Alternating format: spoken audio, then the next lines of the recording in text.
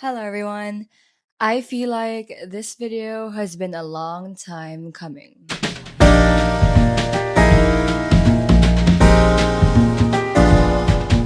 A lot of you know about my Haruki Murakami collection on my Instagram, and I think I have more than 30 of his books now, and I'm not really sure. That's why I need to do a recap and tell you all about Murakami and how much I love his books. Okay, let's start with the vintage Murakami editions. I have the first three books here in my collection, kindly gifted by Vintage. So these books are actually Murakami's big three. I keep hearing or I keep reading about people talking about them and saying that they're like Murakami's three most famous books. I guess that's why they were the first three books to come out in this edition. I've read all of them. And I have to say that maybe my favorite is Kafka on the Shore. I enjoyed all three of them. It's just that I feel like the Wind-Up Bird Chronicle is like too dark. I mean, if you've seen my Bookstagram, I'm all for comfort and okay, maybe I have like thrillers and mysteries on the side, but they're usually comfort ones. This one was just like kind of disturbing, but still entertaining. So this opens with a guy getting mysterious phone calls and he gets fixated on this wind up bird toy. And all throughout the book, he just refers to it. Yeah, it's so hard to explain a Murakami book because they're usually so strange. Anyway, if you're into dark, gritty novels, I definitely recommend this to you. Next is Kafka on the Shore. This book has so many fans, so many fans, and honestly, I enjoyed it. It's just that I wouldn't really recommend this or any of the three books for any first time Murakami readers. Kafka on the Shore is a very entertaining read. It actually goes into narratives. One is about a boy like coming of age, growing up, and gets fixated on his mother. I'll let you fill in the blanks. And the other side is about Nakata and Hoshino, an unlikely duo. Yeah, and strange things keep happening to them, and the two narratives, I wouldn't say that they blend seamlessly, but they complement each other in the way that the story goes. And the ending is actually satisfying. Read this to know what I mean. Then the last book is Murakami's Norwegian Wood. This is what catapulted him onto the world stage, and it is often the most highly recommended Murakami book. So many people who've read Murakami's books always recommend this as your first go to, but I beg to differ. It's really heavy, and I wouldn't really recommend it to people who are sensitive to trigger warnings. So I think that there's a safer book than this, and I'll recommend you that later. Norwegian Wood is about a group of friends, and one passed away. They're all haunted by that death, and this book chronicles how they cope with it. It's actually very sad and melancholic. This was actually the first Murakami I read on recommendation by one of my friends. Honestly, it left me really sad for maybe a couple of months. Like I was trying to get myself out of this like reading slump because of it. After this book, I thought I wouldn't read another Murakami ever again.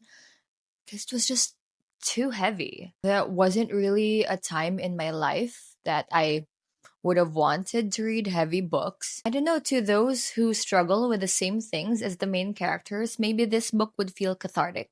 Read this book when you're emotionally ready and when you've read other Murakami books first. These are Murakami's big three books. I'm actually really glad that I finally get to talk about these in long form. Back into the shelf they go.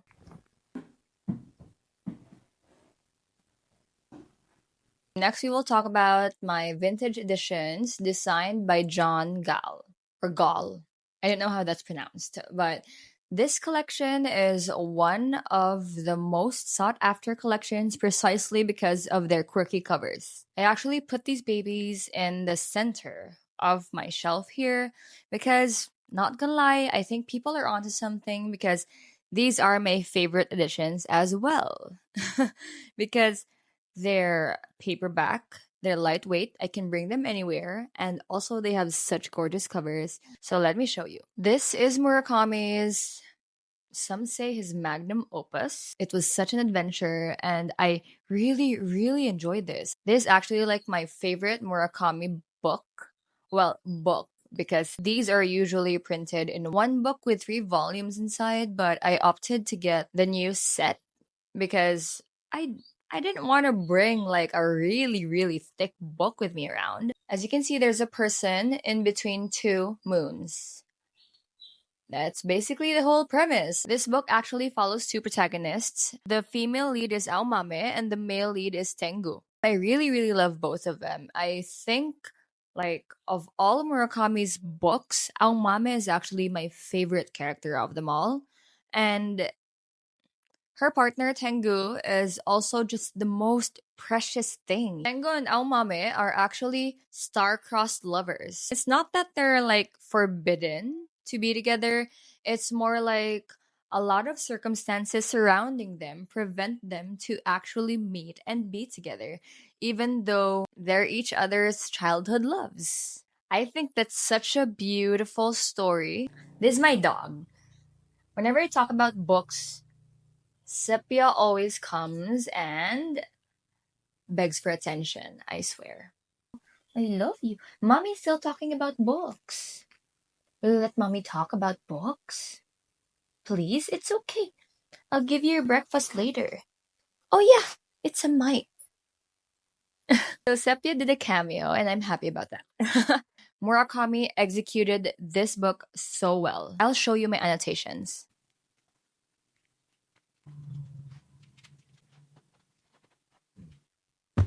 This book has lots of annotations in it and can't really fit inside their box anymore because this baby comes with a box. It's really long, but I tell you, it's so, so worth it. It's funny actually because I have notes here. I recorded myself reading this. The first book I read from August 1 to August 15th of 2022. Oh my god, that was like around 3 years ago already.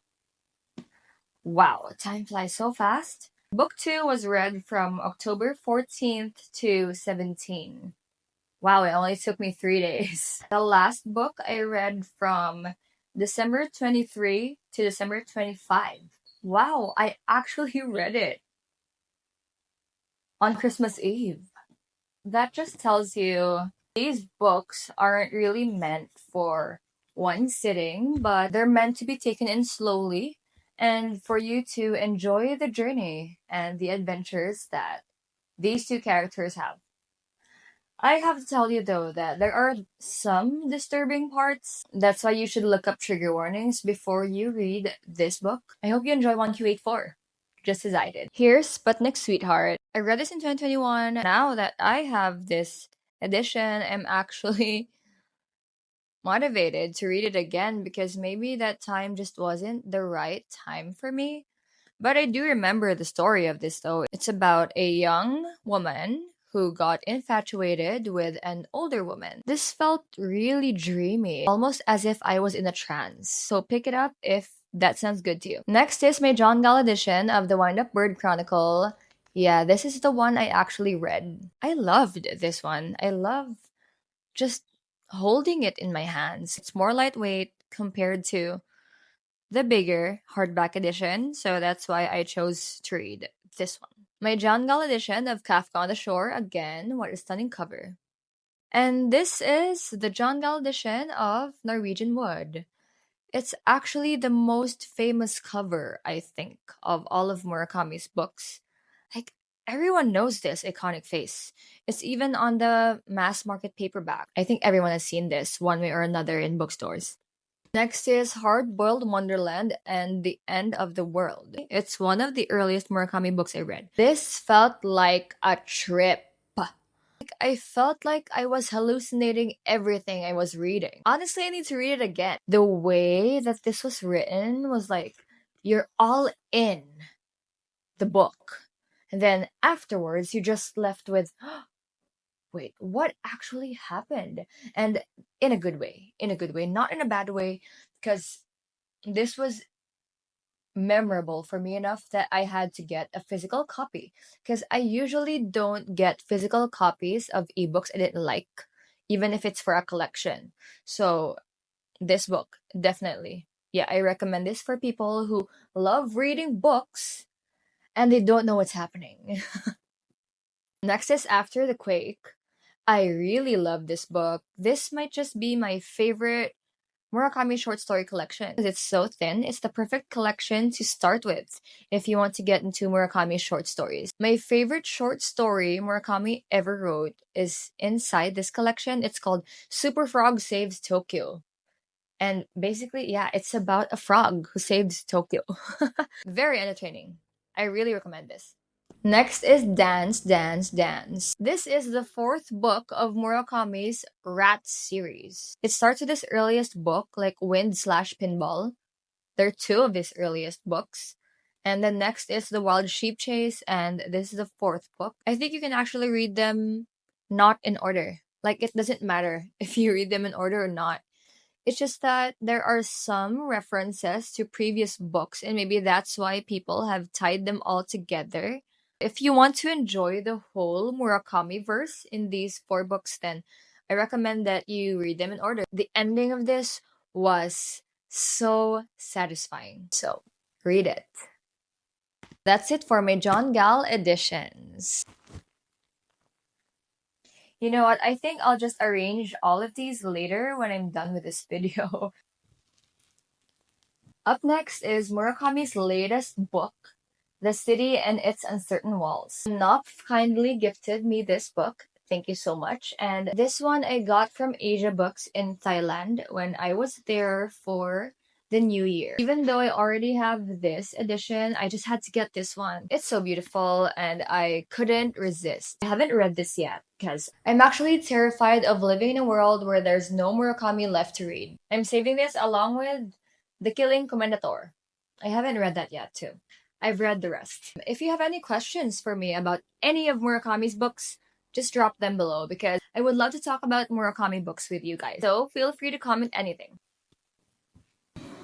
Next, I have these Murakami manga stories by Tell Publishing.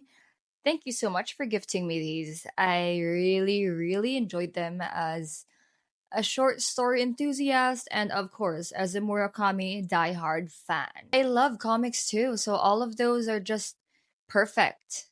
It's like I'm in the middle of a Venn diagram, and these are the perfect books for people like me. The first has Super Frog Saves Tokyo, and Where I'm Likely to Find It, Birthday Girl, and The Seventh Man. And again, Super Frog Saves Tokyo, that's the first story of this series, and I think that says a lot for my favorite short story. The second book in this series has The Second Bakery Attack, really good story too, Samsa in Love, and Thailand. The third book has Scheherazade. I have talked about these manga stories a lot on my Bookstagram, and also I've posted a short about it here on YouTube.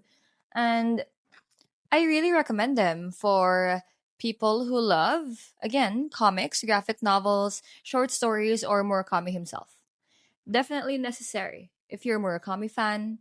And I think everyone will enjoy these. If you're not a Murakami fan yet, or if you haven't read anything by Murakami, I think this would be the perfect starting point now. Oftentimes, people really don't get into Murakami because of how outlandish his concepts are and how surreal he writes certain events. So if anyone actually finds it difficult to visualize everything Murakami's writing, these are the perfect books to read because events actually get drawn for you. If you end up loving any of these short stories, I definitely recommend reading the original text. You can easily find all of these short stories in his short story collections, which I'm going to talk about later. Next, I'm going to talk about three of my favorite covers in my whole collection. It's so cute because they're all small books. So this one is an After the Quake first edition in English. I love the cover. I really love the cover. I have never seen this book before, not even online. I just found it at a secondhand bookshop, and of course, I had to get it because it's my favorite Murakami short story collection. Next is another edition of the Wind-Up Bird Chronicle. I mean, look at how beautiful that is. There are actually 4 books in this series by Vintage. It's called Vintage Japan, and the other 3 books are out by Natsuo Kurino, The Makioka Sisters by Junichiro Tanizaki, and The Housekeeper and the Professor by Yoko Ogawa. It's so good. This was what I was picturing in my head the whole time I was reading about the Wind-Up Bird in the Wind-Up Bird Chronicle. Then this one here is Colorless Tsukuru Tazaki. Of all of my Murakami books, this is the book I have read the most. At this point in time, I think I've read this like 4 times already. This book is just so precious to me. 1Q84 might be my favorite in terms of the plot and how exciting it is. But in terms of how I myself resonate, this book has gotten me through, has seen me through tough times, especially during the pandemic. So I love this book so much. It's about Tsukuru Tazaki and his group of friends. All of them have colors in their names except for him. That's why he calls himself Colorless Tsukuru. And because of that, he's always felt like he has never belonged. I actually think that says a lot about me already. This book has been so cathartic to me. I think if I talk about this book more, I'll just end up crying. So just read it. Just read it. So yeah, these are my favorite Murakami covers in my collection. Next up are my Harvill Secker and Knopf hardback editions. Okay, except for this one. It's not hardbound. But I put it here because it belonged with my other Knopf books. And okay, I'm going to start with this first. This is Murakami's The Strange Library. So this is about a boy who wanders into a strange library and he ends up trapped.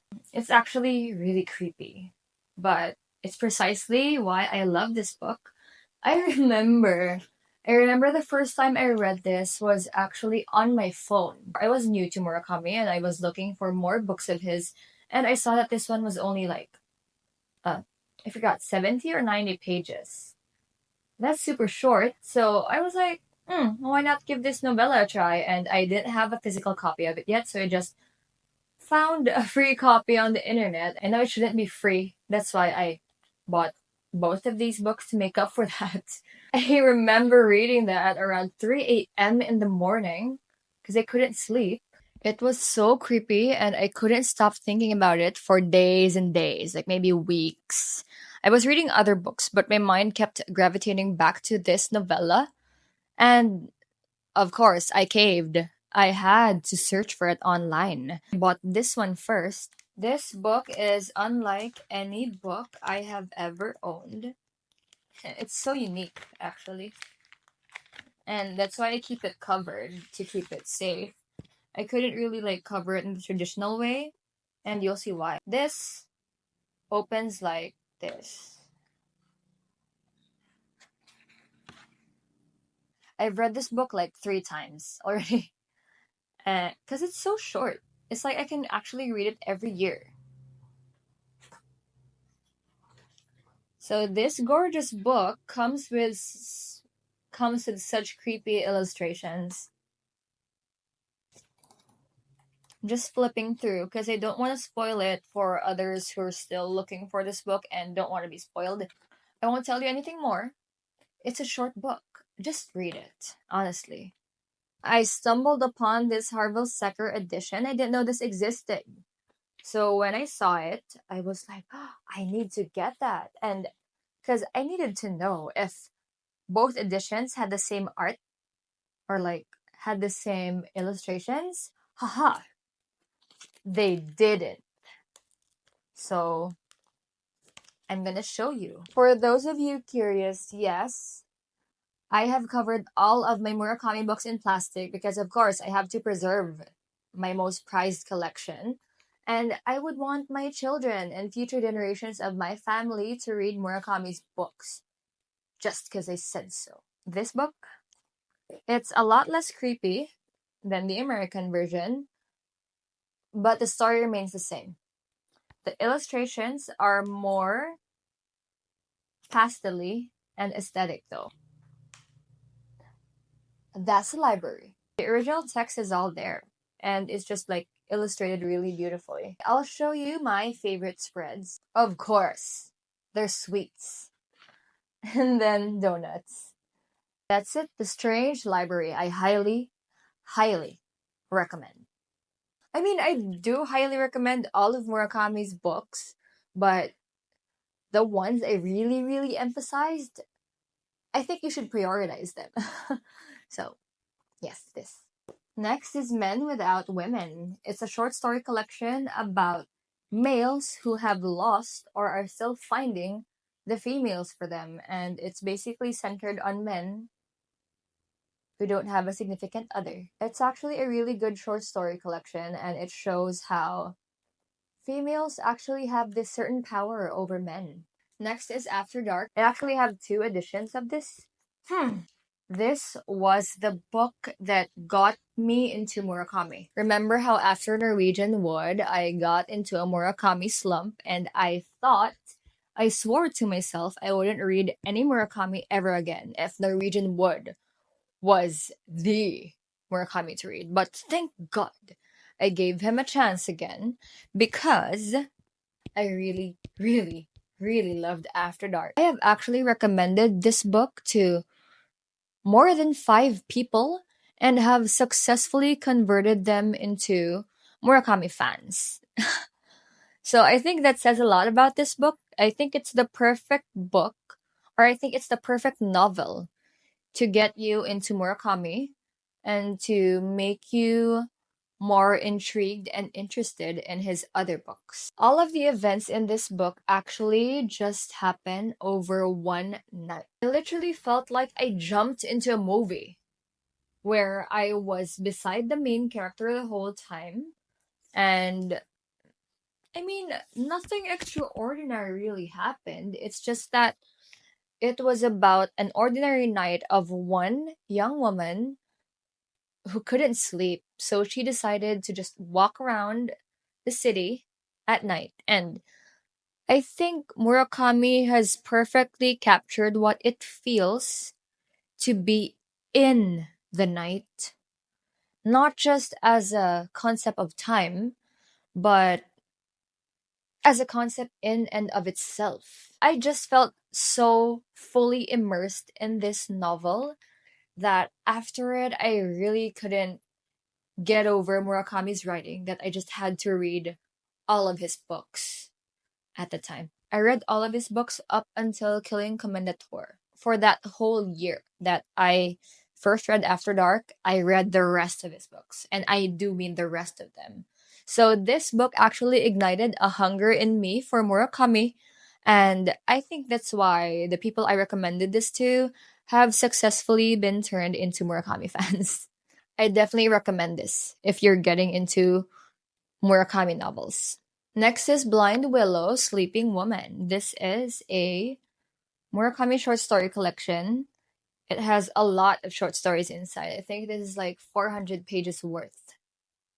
This is really good, really good. But it contains more of his like heavier stories. I think they're heavier compared to The Elephant Vanishes, which I will talk about later in my last segment. Next is Wind/Pinball. This is Murakami's first book. Actually, Wind is the first book, and Pinball is the second. He wrote this on his kitchen table in his apartment because one day he just had this epiphany that maybe I could write a novel. And he was at a baseball game. He literally had this epiphany at a baseball game that he could write a novel, and he wrote a novel. He wasn't really taken seriously at first, but I'm so glad that he didn't quit. he just kept writing and writing and writing, and now look at him. Now look at me. I'm such a major, major fan. And that's why I'm making this video, because I just have this endless love for his work and his passion itself for writing. Novelist as a vocation. This is Murakami's memoir, and it talks about him and his life as a novelist and his hobbies, his habits, his writing ethic, his work ethic, I mean. Highly recommend this to Murakami fans. And this huge thing is Killing Commendator. Look at the cover. It's so, so gorgeous. It also has beautiful end papers inside. But I can't really open it yet because it's still sealed, and I want to keep it that way until I actually end up reading it. Now, for the last segment from my Murakami shelf.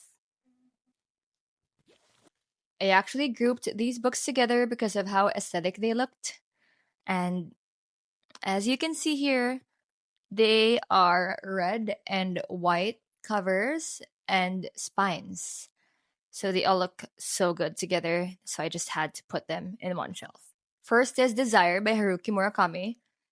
The stories in this book are nothing new, like they're all in his other collections already, but this book is more of a curated collection of romantic short stories. So I bought myself this one back in 2022. I think it was like my Valentine's gift to myself. I was single back then. And I read this on Valentine's Day and I really enjoyed it. It's just a small book, and this can also be a good starter for those who want to read Murakami's short stories. Next is Murakami Tea. This is also nonfiction. It literally just talks about his t shirts, and I know that's silly, but it's Murakami. I really think this is necessary if you're a diehard fan. But if you're not, then you can forgo this. But again, if you're a fan, because he talks about his t shirts and how they have been significant in his life, because he has a t shirt collection. And he talks about his favorites. And as he talks about them in this book, I just got to know him more as a writer. And not just that, but as a person as well. It's like getting to know a friend, except that he's like super famous and doesn't know me. Next is another edition of After the Quake. Annotated this one because this is the one I read. Again, I really love the short story collection. Next is South of the Border, West of the Sun. Also annotated. It's basically Norwegian Wood minus the depressing parts. Like the whole vibe of this book is also sad, it's sentimental, it's nostalgic, it's emotional. But it's not really as sad as Norwegian Wood. So I guess before you get to Norwegian Wood, you can read this first. Next is The Elephant Vanishes. This is actually Murakami's first published short story collection, and this has a lot of his early work. And I really just love it so much. I love it more than Blind Willow Sleeping Woman. And I just feel like the stories in this book are more digestible and relatable. I guess they're more rooted to reality. There's nothing wrong with his surreal elements. It's just that this is more palatable, I guess, to the general public. This one is A Wild Sheep Chase. It's the third book, again, in the Rat series. This was a wild, wild ride. A wild ride, I swear. Like, I remember just reading it and feeling like I was riding a roller coaster. There were so many things that happened, but at the same time, it feels like there was no plot. But that's how that's how good Murakami is with his writing. It just keeps you hooked, and you don't know why, but you're hooked, and you want to finish the friggin' book until the end. You should read this before Dance Dance Dance. This is Birthday Stories. So one of his short stories is also here. It's called Birthday Girl. I recommend reading this collection if you're interested in knowing what Murakami's tastes are or preferences aside from his own works. Oh, the authors are here. There's Ethan Cannon, William Trevor, Claire Keegan, Paul Thoreau, Russell Banks, Linda Sexton, Andrea Lee, Daniel Lyons, Dennis Johnson, David Foster Wallace, and Raymond Carver. Just a side note, Raymond Carver is one of Murakami's, or maybe Murakami's most favorite short story writer. He keeps on saying, actually, that a lot of his short stories were inspired by Raymond Carver, and he just really enjoys Raymond Carver's work. So, yeah, this book is necessary reading if you want to get to know Murakami more. Next is what I talk about when I talk about running. The title is actually based on Raymond Carver's short story, What I Talk About When I Talk About Love. It's a short story collection which I also read. It's dark. I enjoyed it, but not as much as I enjoy Murakami's stories. This book is a biography or a memoir that he wrote himself. It talks about how he started writing and also how he has kept on the habit of running throughout this time. And at this time of writing this, he said that he had already been running for 30 or more years. And to me, that's crazy. That's amazing because he's been consistent with it and he's never quit and he's run so many marathons in his lifetime just because he enjoys it. Not really there to win or like become known or become famous because of his running. He's just there because he just really loves running and he loves that it's just something he can devote himself fully to aside from his writing. And to me that's really admirable. Next is First Person Singular. It's another of Haruki Murakami's short story collection. It talks about the main characters grappling with their sense of self and how they fit into the world and how they live their lives. So this is actually a very introspective book and I recommend it for those who want to reflect on themselves or their lives through fiction. Next is Murakami's Absolutely on Music along with Seiji Ozawa. This book is literally transcripts of them talking about music. If you've read a lot of Murakami's books already, you would know that he's really, really particular with his music and often references real songs in his books. And what I do is, I often play these songs while I'm reading my Murakami book. One of the recent books I did this with was when I was reading After Dark on a reread. I decided to look up a playlist which listed or like played Murakami's songs mentioned in the book in chronological order. And while I was reading, it just felt so right. All of the songs coincided with the chapters that they were mentioned in. And it's honestly such a different experience when you read a Murakami book with Murakami's playlist according to the songs in his book. This book largely talks about his passion about music in conversations with Seiji Ozawa. I have to admit, I didn't really understand a lot of the references here because I'm not really that knowledgeable or an expert in music, especially classical music. But if you are, then I really think this will be a treat for you. Oof. Okay. Last book in my collection. This is the Harvill Secker edition of Colorless Tsukuru Tazaki and His Years of Pilgrimage. This came with gorgeous end papers and it came with a sticker sheet too. The only thing I wish is that it came with a signature. But then, Murakami books with his signatures on them are super duper expensive. I had to get this edition because it's super gorgeous and it just, I don't know, I feel like it perfectly captures it in minimalist form. Like the whole book, These are his friends. This is him. He's colorless and he's just to the side. And that makes me a bit sad seeing that, but it's why I got this edition because it's so beautiful for me. So I guess that's it for me today. I have loved finally talking about Murakami's books to you guys, and definitely more to come because I have other collections I'd love to talk about as well. So I just had to do my Murakami collection first because obviously he's my favorite author. And of course, just because I already did this whole thing, I did like 30 plus books of his. I think I'll be ready to talk more about other books as well. Okay, just to recount, I will count my books because I don't know how many they are now. 1, 2, 3, 4, 5. 1, 2, 3, 4, 5, 6, 7, 8, 9, 10, 11. 12, 13, 14, 15, 16, 17, 18, 19, 20, 21, 22, 23, 24, 25, 26, 27, 28, 29, 30, 31, 32, 33, 34, 35, 36, 37, 38, 39, 40, 41. Oh my gosh. Okay, guys, I didn't know I already had 41 Murakami books. I really thought they were around 30.